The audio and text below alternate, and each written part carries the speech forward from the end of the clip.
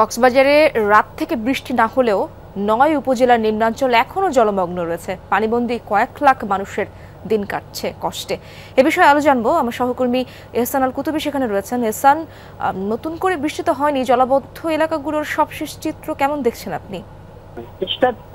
আপনি যেমনটি বলছিলেন, ৯ উপজেলার অধিকাংশ উপজেলা, আমরা যতটুকু জানি কক্সবাজারের যেহেতু গতকাল থেকে বৃষ্টি হয়নি, থেমে থেমে বৃষ্টি হয়েছে, তবে ভারী বৃষ্টি একেবারে একটানা বৃষ্টি হয়নি, যার কারণে জলবদ্ধতা সৃষ্টি হয়েছিল যেসব এলাকায়, বিশেষ করে টেকনাফ, উখিয়া, চকরিয়া, রামু সহ এই এলাকাগুলো থেকে আসলে পানি নামতে শুরু করেছে। শিয়া বাটার ও ভিটামিন ই সমৃদ্ধ lily glam beauty soap. Lily, always beautiful. পানি নামতে শুরু করাতে মানুষের যে দুর্ভোগ সেটি ফুটে উঠছে।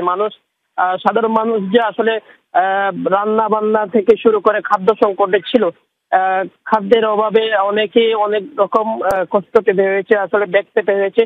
সেই অবস্থা কিন্তু আমরা দেখছি, এবং পাশাপাশি বলা যায় যে এখনো পর্যন্ত যারা প্রশাসন বা সরকারি প্রশাসনের স্থানীয় প্রশাসনের পক্ষ থেকে, স্থানীয় ইউনিয়ন পরিষদের পক্ষ থেকে কোনো ধরনের ত্রাণ সহায়তা পৌঁছেনি বলে তারা আমাদেরকে ভুক্তভোগীরা জানিয়েছেন। এবং আজকে পর্যন্ত বৃষ্টি না হওয়াতে এবং এই অবস্থা যদি আজকে এবং আগামীকাল পর্যন্ত থাকে, তাহলে এই অবস্থার আরো উন্নতি হবে। আমি এখন যেখানে আছি এটি হচ্ছে কক্সবাজারের গুরুত্বপূর্ণ এলাকা, অর্থাৎ হোটেল মোটেল জোন।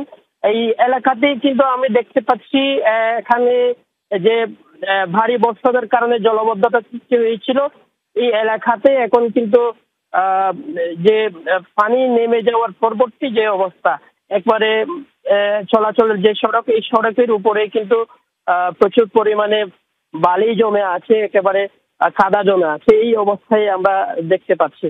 তো এই ছিল আমার কাছে সর্বশেষ। ধন্যবাদ আপনাকে এহসান।